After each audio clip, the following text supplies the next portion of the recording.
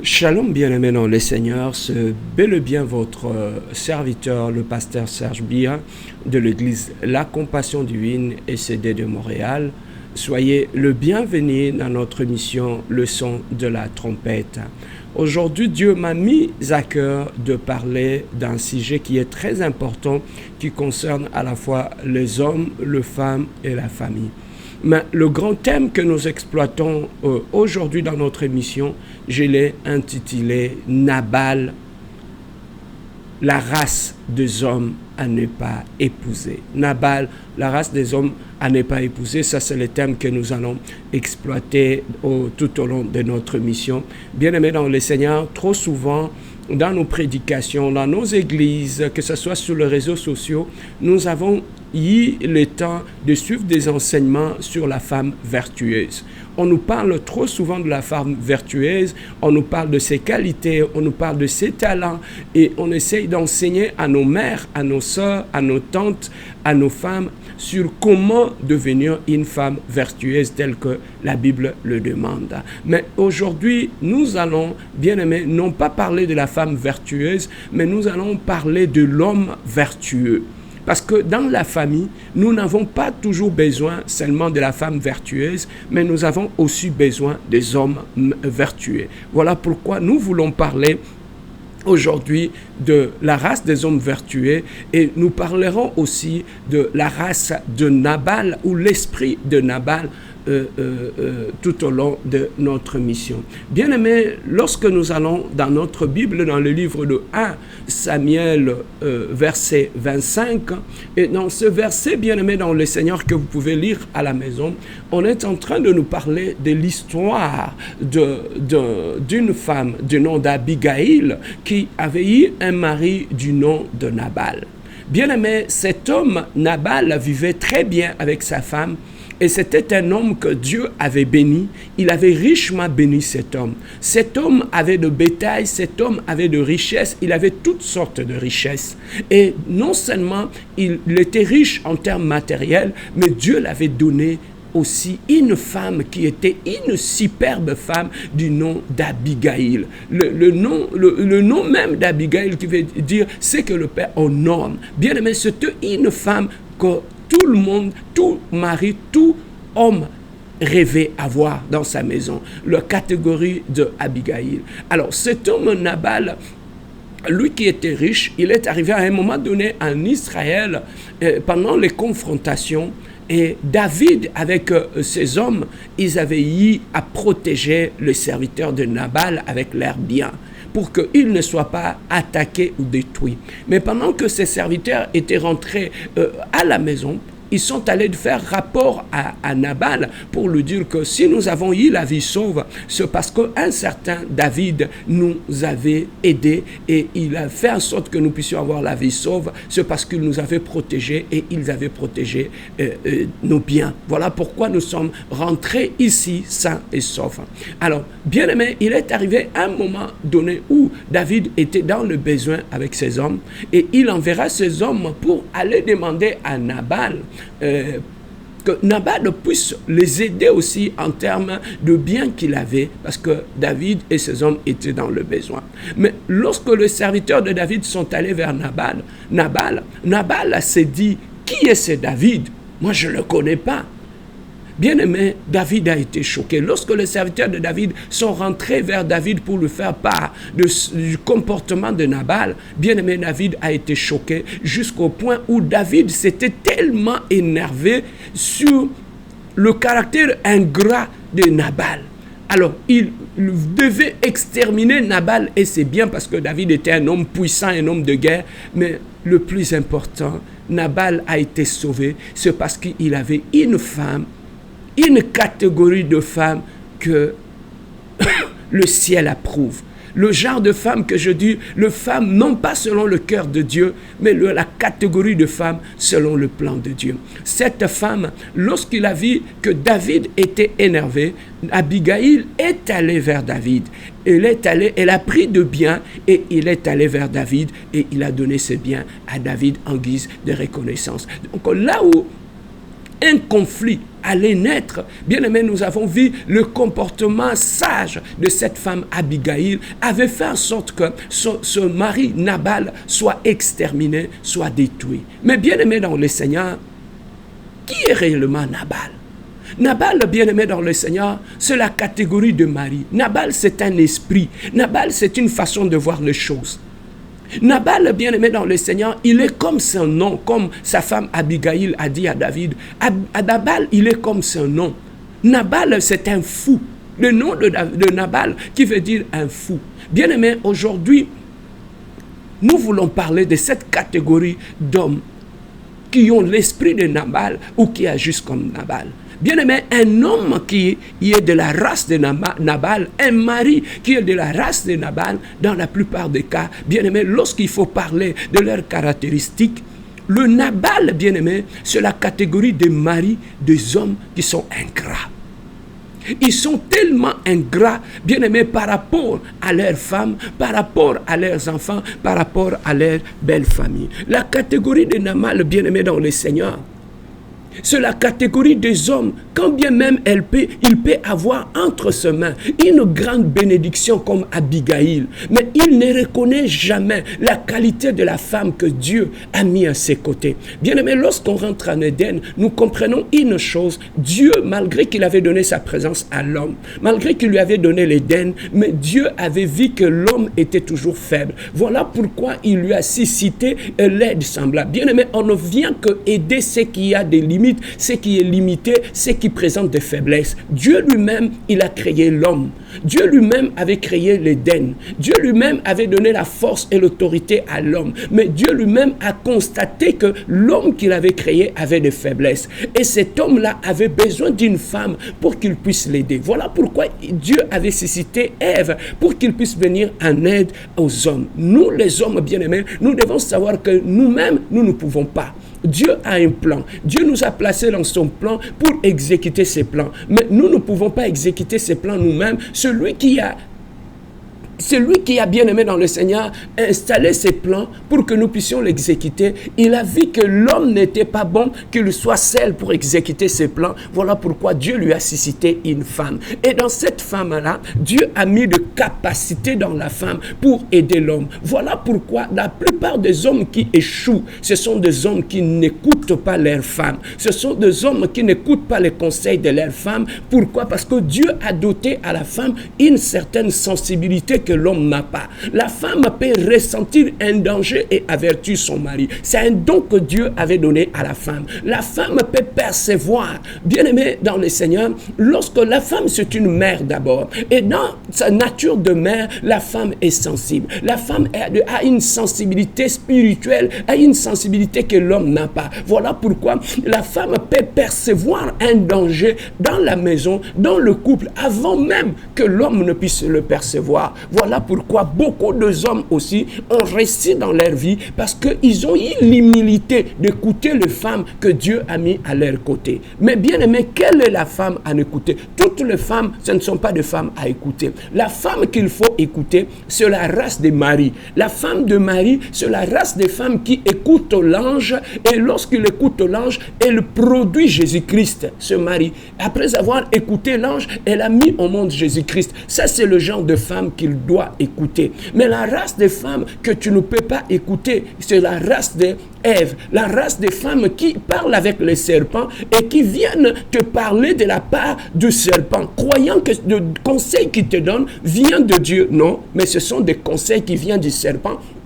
Et ce sont des conseils qui viennent du diable. Mais lorsque tu tombes sur une femme qui écoute Dieu, qui écoute la parole de Dieu, qui est dans la présence de Dieu, dans la plupart des cas, ce sont des femmes qui sont remplies de sagesse, qui sont remplies de maturité et qui peuvent, bien aimé, prendre un homme au bas niveau et l'élever dans la grandeur. Il y a des femmes comme ça, bien aimé. Quand tu la rencontres, c'est comme porte bonheur. Lorsqu'elle entre dans ta vie change. Lorsqu'elle entre dans ta vie, elle amène la lumière, le genre de femme, le genre d'Abigail. Lorsqu'elle entre dans ta vie, elle éclaire ta vie. Lorsqu'elle entre dans ta vie, même si tu avais des conflits avec tes parents, mais tu vas trouver que cette femme va t'amener à te réconcilier avec ton père, avec ta mère. Il va t'amener à te réconcilier avec tes sœurs et tes frères. Il va t'amener à te réconcilier avec tous ceux gens avec qui tu avais des problèmes. Bien aimé, lorsque tu épouses le genre de femme comme Abigail, bien aimé, tu cesses d'être problématique. Tu deviens une bénédiction de tout le monde. Mais le reste de Nabal, bien aimé dans le Seigneur, il peut avoir la grâce d'avoir une femme comme Abigail, mais ce sont le mari qui ne sont pas reconnaissants. Le Nabal, bien aimé, n'écoute pas les conseils de leur femme. Le reste de Nabal, bien aimé, ce sont des maris qui sont insensibles. Sa femme peut souffrir, mais il est insensible. La femme peut être malade, mais il est insensible. Le genre de mari de Nabal, bien aimé dans le Seigneur, dans la maison, il ne fait rien. La femme a travaillé toute la journée. Elle rentre à la maison, elle est fatiguée. Elle doit préparer la nourriture, elle doit prendre soin de la maison, elle doit nettoyer la maison, elle doit tout nettoyer. Mais Nabal, c'est le genre des hommes où qui s'assoit au salon, il met ses pieds sur la table, en train de regarder la télé, alors que la femme est en train de croupir sous le poids, bien aimé, de tâches ménagères. Mais le genre de Nabal, il ne fait rien. Ils sont fainéants, ils sont insensibles. Au-delà de cela, bien aimé, le Nabal, c'est le race des hommes qui ne sont pas reconnaissants, ils sont ingrats. La femme qu'il a acceptée, la femme qui a accepté malgré sa pauvreté, malgré là où il était, il n'avait rien, il n'était rien. La femme a fait de lui ce qu'il est aujourd'hui. Mais le genre de mari de Nabal, bien aimé, ils ne sont pas reconnaissants envers les femmes qui les ont aidés, qui les ont soutenus. Voilà pourquoi, bien aimé dans le Seigneur, nous parlons aujourd'hui de la race de Nabal. La race de Nabal, bien aimé dans le Seigneur, ils sont dans nos maisons, ils sont dans nos familles, ils sont dans nos églises, ils sont parmi les pasteurs. Il y a de pasteurs Nabal. Il prêche la parole à l'église. Il montre à tout le monde que lui, il est saint. Mais dans la maison, sa femme pleure. Dans sa maison, la femme est humiliée. Dans la maison, la femme n'a pas d'importance. Mais lui, bien aimé dans le Seigneur, à l'église, il donne l'apparence d'être un pasteur bon. Il donne l'apparence d'être un pasteur doux. Mais dans la maison, il frappe sa femme. Dans la maison, il humilie sa femme. Dans la maison, il détruit sa femme. Bien aimé, il y a aussi de pasteurs Nabal. Il y a aussi des serviteurs de Dieu, de diacres Nabal dans nos églises. Bien aimé dans le Seigneur, nous sommes en train aujourd'hui de parler sur la race de Nabal. Bien aimé, le Nabal, c'est tout aussi un esprit. Un esprit, bien aimé dans le Seigneur, qui peut venir de la maison de ton père.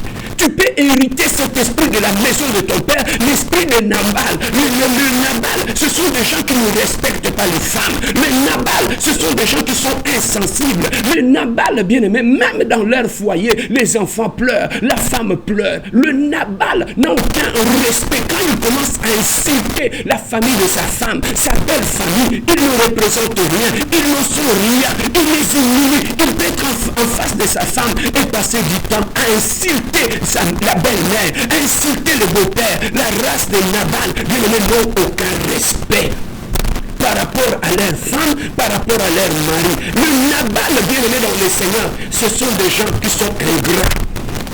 La race de Nabal, ce sont la race de maris qui sont insensibles. La femme peut être malade, il n'aura pas le temps de conduire sa femme à l'hôpital. Là, il peut voir, il dort avec sa femme. La femme est malade, la femme souffre. Ça lui dit absolument rien. Il est insensible à sa femme, il ne l'écoute pas, ça lui dit rien. Le genre de mari Nabal, tout ce qui l'intéresse, la femme, c'est un objet, c'est une bombe, c'est une domestique pour lui. La femme est là simplement pour faire sa cuisine, la femme est là tout simplement pour le satisfaire au lit. La femme est là, ne mérite rien. La race de Nabal, bien aimé dans le Seigneur, c'est la race des hommes. Oui, même c'est l'anniversaire de sa femme, ça lui dit rien. Même c'est la fête des mères, ça lui dit rien. Il n'achète pas de cadeaux, il ne fait rien, il ne sait pas amener une femme au restaurant, il ne sait rien d'autre. La race de Nabal, bien aimé, ils sont insensibles. Ils passent toute sa journée. Il est insensible, rien. Il ne dit rien à sa femme. Il n'est pas courtois, il n'est pas doux. Mais la race de Nabal, bien aimé, la nuit, il va commencer à embêter sa femme. Ça, c'est la race des maris Nabal. C'est la race des maris qui rendent des femmes frigides à cause de leur méchanceté. La race de Nabal, bien aimé, c'est la race des hommes. Il peut s'asseoir avec sa mère, avec ses frères et ses sœurs, commencer à critiquer sa femme, commencer à parler derrière le dos de sa femme, commencer à humilier sa femme. Il rapporte toutes les faiblesses de sa femme à sa famille, alors que Dieu t'a établi pour faire de cette fille, pour faire de cette femme, la faire briller, l'aider à devenir meilleure. Au lieu de l'aider à devenir meilleure, au lieu de prier pour elle, au lieu de la mener vers l'excellence, mais tu vas trouver ces hommes, ce qui lui intéresse, ce sont les failles de sa femme. Il oublie où est-ce que la femme, comment la femme l'avait accepté, lui qui n'avait rien, lui qui n'était rien. Mais il va accepter. Il va être insensible par rapport à cette femme-là. Regardez même dans nos pays, tu vas trouver que le Nabal, il ne travaille pas, il n'a rien vu à la maison, mais son épouse sort, le bien-aimé, dans le froid très tôt le matin, elle passe le temps à vendre pour trouver de quoi à nourrir cet homme. Mais cet homme est insensible. La race de Nabal, bien-aimé, il peut être étudiant, tu l'as aidé, tu as payé son minerval, ma soeur a travaillé, et là, elle vendait même des bananes au marché pour aider cet homme à payer son minerval. La race de Nabal, quand il arrive en Europe, quand il arrive aux États-Unis, il laisse tomber la femme qui avait souffert pour lui. Ma soeur, quand tu épouses un homme Nabal qui a été ingrat par rapport à la femme de sa jeunesse, vous allez le payer dans votre couple. Il y a beaucoup de choses que les gens vivent dans leur couple. C'est tout simplement lié, bien aimé dans le Seigneur, parce qu'ils se sont mariés à des Nabal, des gens qui ont fait souffrir la femme de leur jeunesse, des hommes qui ont abandonné, les femmes qui ont souffert pour eux. Aujourd'hui, dans votre couple, la souffrance que vous vivez, c'est parce que cette femme est en train de pleurer. C'est parce que cette femme, les larmes sont en train de couler. Les larmes de cette femme derrière le dos de ton mari fera payer cet homme, bien-aimé dans le Seigneur. Ma sœur, ce que tu es en train de vivre, fais t'asseoir ton mari. Pose-lui la question. Il n'y a pas de gens qui pleurent derrière son dos. Il n'y a pas une femme qui fait couler les larmes derrière son dos pour que vous puissiez souffrir tout ce que vous êtes en train de vivre aujourd'hui. C'est parce que tu as épousé un mari ingrat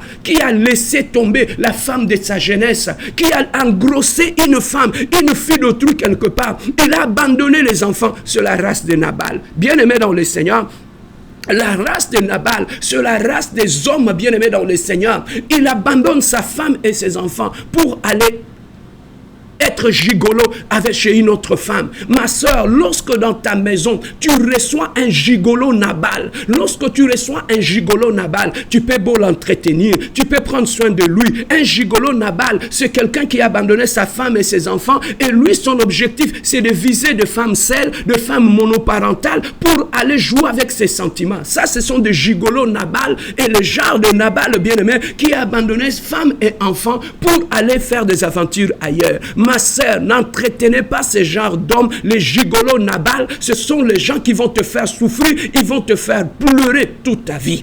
Le genre de Nabal, nous sommes en train de parler de genre de Nabal. Même dans nos églises, on trouve des frères Nabal. On trouve des frères Nabal, ce sont des frères qui prient, ce sont des gens qui vont à l'église, qui écoutent la parole de Dieu, qui dirigent la prière même à l'église, l'intercession à l'église, mais tu vas trouver qu'ils sont chiches par rapport à leurs femmes. Il ne sait même pas acheter un petit parfum à sa femme. Il ne sait même pas comment amener sa femme au restaurant. Il ne sait même pas comment donner ne fût qu'un petit rien à sa femme. Mais il est à l'église, il prêche avec beaucoup de versets bibliques dans sa bouche. Mais regardez comment il traite sa femme. Regardez comment il traite sa famille. On a des frères Nabal dans nos églises, bien-aimés dans le Seigneur. Ma soeur, même dans le fiançailles, on a des fiancés Nabal. Le fiancé Nabal, c'est le race de frères, bien-aimés dans le Seigneur. Depuis le fiançailles, il est insensible à tes problèmes. Lorsque tu es dans le besoin, il suffirait que tu lui demandes un peu d'argent pour t'aider. Tu vas trouver que la personne change d'attitude. Il change d'attitude. Il devient méchant, il devient compliqué. Sur la race bien-aimée de Nabal, lorsque déjà depuis le fiançailles, tu acceptes de rester avec un fiancé Nabal, il va commencer à t'humilier, il va commencer à te frapper dans le fiançailles, il va commencer à te gifler dans le fiançailles, il n'a aucun respect pour toi dans le fiançailles. Tu penses que dans le mariage, Cela qu'il va apprendre à te respecter lorsque même au départ dans le fiançailles, il n'avait pas, bien aimé dans le Seigneur, il n'avait pas respect pour toi. Il y a aussi des fiancés Nabal. Bien aimé dans le Seigneur, dans nos mariages, on a des maris Nabal. Même dans nos couples, on a des maris Nabal. Un mari Nabal, bien aimé dans le Seigneur, ce sont les maris qui sont insensibles, qui sont ingrats par rapport à sa femme. Ce sont des maris qui sont orgueilleux. Lui, avec le pardon, ils ont un problème, le mari Nabal. Le mari Nabal, lui, il n'est pas fautif, il ne fait jamais d'erreur, il ne reconnaît jamais d'erreur. Même si dans son couple, un mari Nabal a fait des erreurs, ils ne reconnaissent jamais leurs erreurs. Le mari Nabal ne reconnaît pas leurs erreurs. Il ne s'humilie pas, il ne demande jamais pardon. Le mari Nabal se croit supérieur à tout. Il se croit que lui n'est pas fautif. Il se prend pour un petit Dieu. Ils sont dictateurs, ils sont insensibles, ils sont durs comme un bois. Le mari Nabal, ils ont le cœur de forgeron, ils ont un cœur dur, ils sont insensibles, bien-aimés dans le Seigneur, par rapport aux problèmes qui touchent à sa belle famille. Pour lui, il n'aide que sa famille. Pour lui, il ne peut jamais aider sa belle famille. Le mari Nabal, bien-aimé, tu vas trouver que dans leur ingratitude, il a souffert avec la femme, il a fait tout. Un mari Nabal peut commencer à construire une maison en cachette. Il met le nom de sa mère, il met le nom de sa sœur, pour que demain ou après-demain, pour que la femme ne puisse rien réclamer. Mais alors qu'elle souffre avec cette femme-là, un mari Nabal, bien-aimé dans le Seigneur, il peut même commencer à voler sa femme, à entrer dans le compte de sa femme, à voler. Un mari Nabal n'aime pas travailler. Tu vas trouver que le mari Nabal, il est à la maison. Tout ce qui lui intéresse, c'est l'argent qu'on paye pour les enfants. C'est ce qui lui intéresse. Un mari Nabal, cet argent-là, normalement, devait être réservé à la femme pour prendre soin des enfants, payer les habits, payer la nourriture, payer autre chose. Mais tu vas trouver un mari Nabal n'ira pas travailler. L'argent du gouvernement, il pense que c'est son argent. Il pense que c'est le gouvernement qui va prendre soin de ses enfants. Lui ne fait que pondre les enfants et il pense que c'est le gouvernement qui doit prendre de ses propres enfants. Un mari Nabal, c'est un mari de honte. C'est un mari bien-aimé dans le Seigneur qui t'amène dans le bout, qui t'amène dans la poubelle. Un mari Nabal, bien-aimé dans le Seigneur, dans le mariage où tu es avec lui, c'est un mari qui n'écoute pas les conseils. Quand bien même tu vas aller chercher le parrain, il n'écoute jamais le parrain. Pourquoi? Parce qu'il est imbu de lui-même, il est rempli de lui-même. Un mari Nabal, c'est un mari orgueilleux, c'est un mari méchant. Et c'est ces catégories de maris-là, tu vas trouver qu'il y a beaucoup de femmes aujourd'hui qui ont des problèmes de santé mentale parce qu'ils se sont mariés à des Nabal. Tu vas trouver que beaucoup de nos sœurs aujourd'hui qui souffrent de problèmes cardiaques, de problèmes de cœur, parce qu'ils se sont retrouvés dans des couples avec des hommes, avec des maris bien-aimés, Nabal. Ce sont deux hommes Nabal. Mais comment ces hommes arrivent-ils à devenir de Nabal? Bien-aimés, il y a certaines personnes qui deviennent Nabal à partir de leur origine. Là où ton mari a grandi. Il a grandi dans une famille où il avait un père qui était Nabal.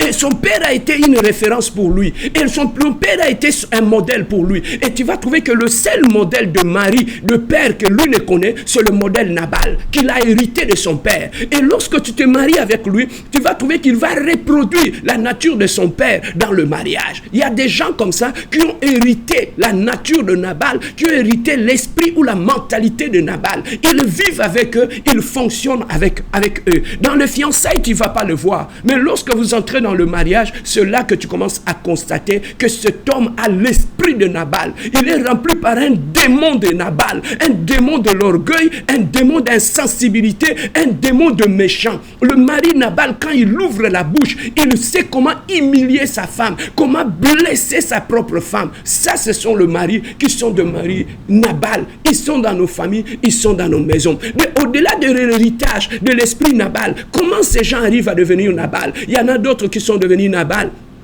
à cause de déceptions qu'ils ont eues dans leur vie. Ils se sont mariés à de mauvaises femmes, ils ont fait de mauvaises expériences dans leur vie et ça les a rendus aigris, ça les a rendus méchants, ça les a rendus insensibles. Et ces gens-là n'ont jamais été guéris. Ils n'ont jamais été guéris de leurs blessures du passé. Voilà pourquoi ils commencent à les saigner partout. Ils vont commencer à les saigner dans la vie d'une pauvre femme qui ne méritait pas ça. Aujourd'hui, elle mérite, elle est en train de payer le fruit des erreurs de son mari Nabal.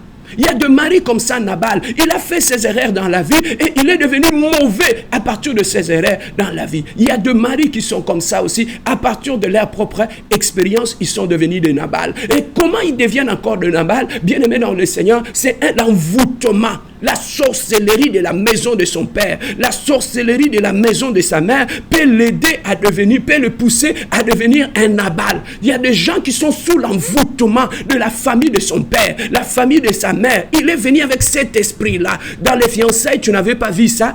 Cet esprit-là ne se manifeste que dans le mariage. C'est dans le mariage, bien aimé, que cet esprit s'est manifesté dans la vie de cet homme. Le mari Nabal, ce sont des maris qui sont menteurs. Ce sont des amis de maris qui sont manipulateurs. Ce sont des maris qui sont violents, que ce soit dans la parole, que ce soit dans leurs gestes. L'intimité, le romantisme ne connaît pas. Tout cela ne connaît pas. Pour lui, il pense que parce qu'il a payé sa dot à ta famille, donc il t'a acheté, tu es son esclave, tu ne mérites rien, assis-toi, travaille pour lui, tu n'as rien à dire, tu n'as pas de valeur. Ça, ce sont des maris Nabal que nous devons éviter parce que c'est un esprit méchant. Il y a beaucoup de femmes qui sont allées à la tombe à cause de mari Nabal. Il y a beaucoup de femmes qui sont allées précipitamment dans la tombe parce qu'ils ont eu la malchance de rencontrer ces hommes Nabal. Il y en a beaucoup dans notre génération. Il y en a beaucoup dans nos familles. Il y en a beaucoup tout autour de nous. Ma sœur, toi qui n'es pas encore mariée, fais attention. C'est un esprit qui combat les hommes. C'est un esprit qui habite les hommes. Et quand tu tombes sur cet esprit-là, c'est un esprit qui est méchant.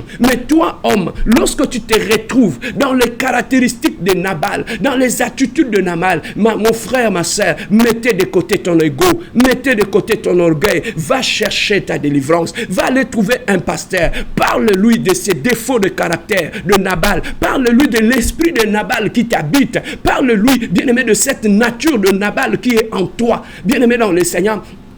Et Dieu va avoir pitié de toi. Mets-toi à genoux. Demande pardon à Dieu. Si tu te trouves dans cet état, tu ne le savais pas, approche ta femme. Demande à ta femme pardon de l'avoir souffert. Et celle qui t'a donné les enfants, celle qui a souffert pendant de mois et de mois, puis se brûle le main pour toi. Mets-toi à genoux. Reconnais la bonté de cette femme. Reconnais ce que cette femme a fait pour toi. Bien-aimé dans le Seigneur, une femme heureuse dans ton foyer, c'est un paradis. C'est un paradis sur la terre lorsque tu as une femme qui est heureuse dans ton foyer. Mais sortir de ta maison en laissant une femme malheureuse derrière ton dos, une femme qui pleure, ça te ferme les portes de ta vie, ça te bloque ta vie. Voilà pourquoi va vers ta femme. Mettez, bien aimé, le pardon, c'est la discipline de grand. Ceux qui peuvent reconnaître, s'agenouiller, demander pardon, c'est la discipline de grand. Se demander pardon à ta femme, il n'y a rien de petitesse. Reconnaître tes failles, ton comportement par rapport à ta femme n'a rien de petitesse. Mon frère, ma sœur, demande pardon à ta femme et Dieu va vous restaurer car il est un Dieu de restauration. Nous ne sommes pas parfaits. La Bible dit, vous connaîtrez la vérité et la vérité vous affranchira. Si tu m'as écouté au travers de cette exhortation, mon frère, ma sœur, si tu sens qu'en toi, tu te retrouves dans ce que je viens de dire dans ce lieu, mon frère, tourne-toi vers Dieu. Ne regarde pas le titre que tu as à l'église. Ne regarde pas le nombre de versets bibliques que tu as. Ne regarde pas la révélation, la connaissance biblique que tu as. Ne regarde pas devant des centaines de gens que tu prêches. Mettez tout ça de côté. On peut avoir tout ça et être Nabal. Bien aimé dans le Seigneur, Pierre, il avait Dieu, il marchait avec Dieu, mais cela n'avait pas empêché que le démon entre en lui et qu'il parle à Christ. Est-ce que ce que tu fais dans ton foyer, il n'y a pas un démon qui est rentré en toi, qui te pousse à être aveugle par rapport au cri de ta femme, à la souffrance de ta femme? Bien-aimé dans le Seigneur, cherche ta délivrance et Dieu va te restaurer. La volonté de Dieu est que l'homme puisse aimer sa femme comme Christ avait aimé l'Église. Bien-aimé dans le Seigneur, en tant qu'un mari chrétien, en tant qu'un mari qui connaît Dieu, lorsque, bien-aimé dans le Seigneur, nous sommes enfants de Dieu, nous devons, bien-aimé dans le Seigneur, nous devons être de bénédiction pour nos femmes. Personne ne se marie pour être malheureux, mais nous nous marions pour aider les autres à devenir meilleur. Lorsque Dieu a demandé à l'homme d'aimer sa femme, c'est parce que Dieu sait que l'homme a un problème dans ce sens-là. Et sur ce qu'il a demandé à la femme d'être soumise, c'est parce qu'il sait qu'une femme, son combat est dans la soumission par rapport à l'autorité maritale. Et lorsqu'il demande à l'homme d'aimer sa femme, parce qu'il sait que beaucoup des hommes se marient sans réellement aimer leur femme. Il voulait juste avoir une femme qui fait la cuisine pour lui, qui lui fait des enfants, qui peut le satisfaire au lit, mais il n'a aucun amour pour ces femmes. Il y a beaucoup de femmes qui souffrent dans nos couples parce qu'ils se sont trouvés avec des hommes qui ne cherchaient pas une personne qu'ils aiment, mais ils cherchaient juste un compagnon avec lequel ils peuvent faire route ensemble. Voilà pourquoi beaucoup de femmes souffrent aujourd'hui. Mais bien aimés, nous avons parlé de Nabal. Mais le contraire de Nabal est que nous soyons des hommes vertueux. Il n'y a pas seulement qu'à la femme d'être une femme vertueuse, comme on l'écrit sur tout le stage, où on nous abat les oreilles de nos sœurs, nuit et jour, femme, soyez une femme vertueuse, soyez une femme vertueuse. Mais à l'homme aussi, nous, en tant qu'hommes, d'être aussi des hommes vertueux. Il n'y a pas que la femme, mais l'homme doit être aussi un homme vertueux. Mais qu'est-ce que la Bible nous dit par rapport à l'homme selon le cœur de Dieu? Un mari selon le cœur de Dieu, un mari selon le plan de Dieu, c'est un mari qui est vertueux. Nous allons pendant quelques minutes parler un peu de ce mari qui est vertueux. Bien aimé, la Bible nous dit dans le livre de Psaume chapitre 112, verset 1, « Heureux l'homme qui craint l'Éternel. » Un mari vertueux, qui n'est pas un Nabal, un mari vertueux, mon frère, ma soeur, c'est d'abord un mari qui craint Dieu. Parce que la crainte de Dieu va nous aider à ne pas manifester la nature de Nabal dans nos couples, dans nos mariages et dans nos familles. Un mari heureux, un mari vertueux, c'est d'abord un mari qui craint Dieu. Alors, lorsque nous prenons 1 Timothée chapitre 5 verset 8, la Bible nous dit, si quelqu'un n'a pas de souci de ses siens, et surtout ceux de sa famille, il a régné sa foi. Un mari bien-aimé dans le Seigneur vertueux, c'est un mari qui travaille pour sa famille. C'est un mari qui sort le matin, qui sait aller chercher, gagner du pain pour ses enfants, pour que sa femme soit heureuse. Un mari vertueux, c'est un mari qui travaille pour que sa femme s'habille bien, pour que sa femme soit heureuse, pour que son foyer soit bien. C'est ça, être un mari vertueux. Un mari vertueux, la troisième qualité qu'on trouve chez un mari vertueux, on le trouve dans le livre des Proverbes, chapitre 20, verset 7. On nous dit, l'homme intègre agit avec droiture. Un mari vertueux, c'est un mari qui est honnête. Il est honnête, ce n'est pas un mari menteur, c'est un mari honnête. Quand il dit oui, c'est oui. Quand il dit non, c'est non. Quand il dit blanc, c'est blanc. Bien aimé dans le Seigneur, un mari qui est honnête, facilement la femme peut le suivre. Mais quand tu as double face, tu es hypocrite, il sera difficile pour que la femme puisse te suivre. Mais un mari vertueux, c'est d'abord un mari qui est honnête dans son comportement, dans son couple. La quatrième qualité d'un mari qui est vertueux, on le trouve dans le psaume chapitre 41, verset 1. On nous dit, « Heureux celui qui fait attention aux pauvres. » Un mari vertueux, c'est un mari qui est généreux. Il est compatissant. Il a la compassion en lui. Il a la compassion par rapport à sa femme, par rapport à ses enfants, par rapport à tous ceux qui sont tout autour de lui. C'est un mari qui est sensible. C'est un mari qui n'a pas un cœur de pierre, mais c'est un mari qui a un cœur de chair, qui est sensible. C'est celui-là, un mari vertueux.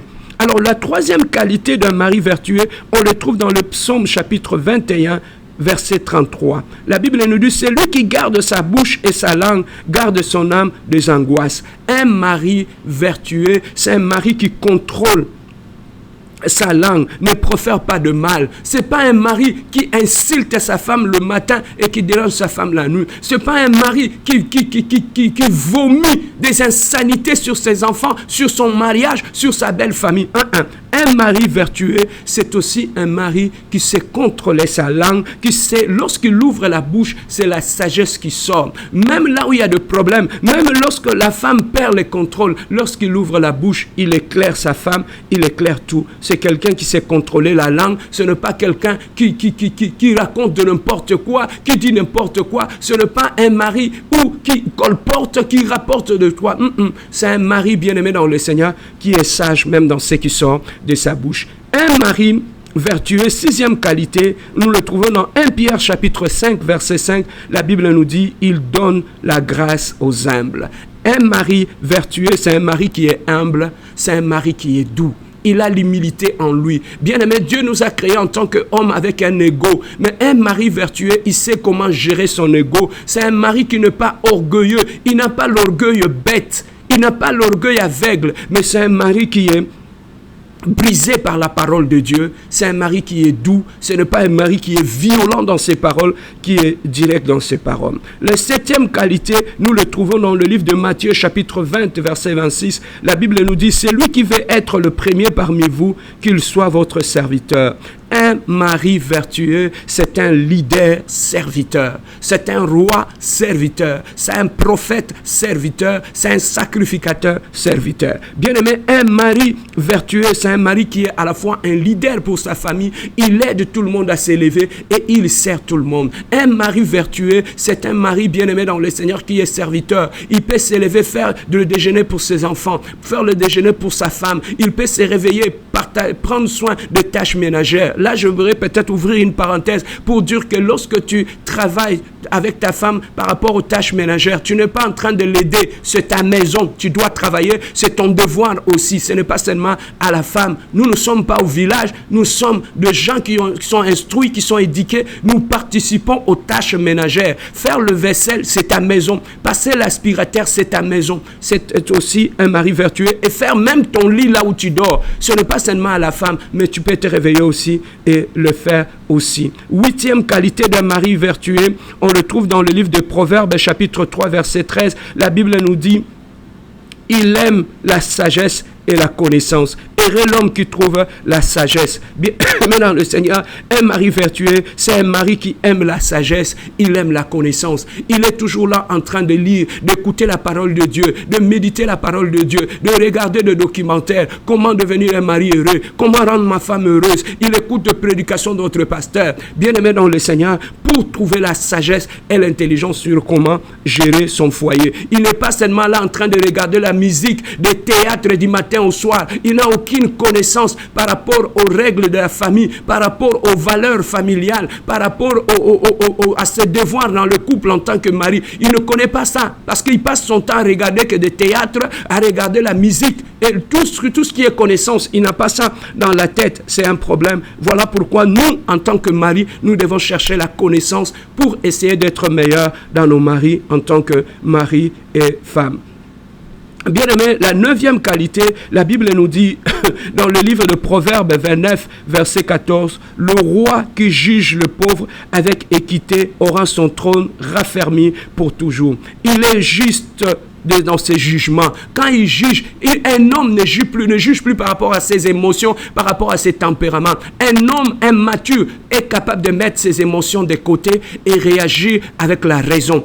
Un homme mature et mûr ne peut pas être comme une femme dans son couple. Il parle du matin au soir. Il insulte comme sa femme. C'est au fait une femme en pantalon. Bien aimé, un homme doit prendre la hauteur. Il ne discute pas avec sa femme du matin au soir, mais c'est quelqu'un qui sait se taire et qui sait éteindre le feu parce qu'il est juste dans ses jugements. Et en fin de compte, un homme vertueux, nous le trouvons dans le psaume 119, verset 1. La Bible nous dit « Heureux ceux qui sont intègres dans leur conduite, qui marchent selon la loi de l'Éternel. » Bien aimé, enfin, nous pouvons dire un homme vertueux, il conduit sa vie dans la pureté et dans la droiture. Il est pur et il est droit, bien-aimé dans le Seigneur. Donc voilà, bien-aimé dans le Seigneur, priez là où vous êtes, demandez à Dieu la sagesse. Lui qui donne la sagesse, bien-aimé, vous aidera à être un mari vertueux, mais à ne pas être un Nabal pour être un problème pour la fille d'autrui, pour être un problème pour le mari d'autrui. Mais à nous aussi en tant que parents, lorsque nous élevons nos enfants, nos garçons, de la même façon, ce n'est pas seulement à la fille qu'on prépare pour le mariage, il faut aussi préparer nos garçons à ne pas être de Nabal pour le fille d'autrui, à être des hommes vertueux par rapport aux filles d'autrui. Parce que ça ne donne à rien de faire porter le costume et les cravates à ton fils, l'amener en mariage, alors qu'en lui, c'est un vrai Nabal, c'est un enfant dans la peau d'adulte. Ça ne marche pas. Voilà pourquoi, bien-aimé dans le Seigneur, tu vas trouver dans le mariage, on lui donne beaucoup d'honneur pendant la fête de dot et pendant la cérémonie de bénédiction nuptiale, mais alors que derrière ces costumes, c'est un Nabal, c'est un enfant dans la peau d'adulte. Ça ne marche pas. Le parent, aidons nos garçons à ne pas être de petits gars qui jouent au Nintendo dans le sous-sol de sa mère et qui ressort de là pour aller être un leader dans sa famille. Non, un leader, ça se prépare. Un bon mari, ça se prépare. Construisons nos enfants, construisons le leader dans la vie de nos enfants. Ça sera une bonne chose. Et nous, l'Église, ne restons pas seulement à enseigner nos filles à être de femmes vertueuses, mais organisons des séminaires aussi pour enseigner à nos frères, à nos hommes, à nos diacres, à nos pasteurs, comment être des hommes vertueux aussi dans leur couple, dans leur famille. Bien-aimés, si cette prédication t'a béni, partagez-les à un frère, à une sœur. Moi, c'est votre serviteur, le pasteur Serge Biya. J'ai eu le temps, Dieu a eu le temps de me restaurer. Et voilà pourquoi Dieu a dit à Pierre, lorsque tu seras affermi, va affermir tes frères. J'ai été affermi par Dieu. Voilà pourquoi je partage avec toi, bien-aimé, cet enseignement. Si tu as été touché, tourne-toi vers Dieu. Va chercher ton pasteur.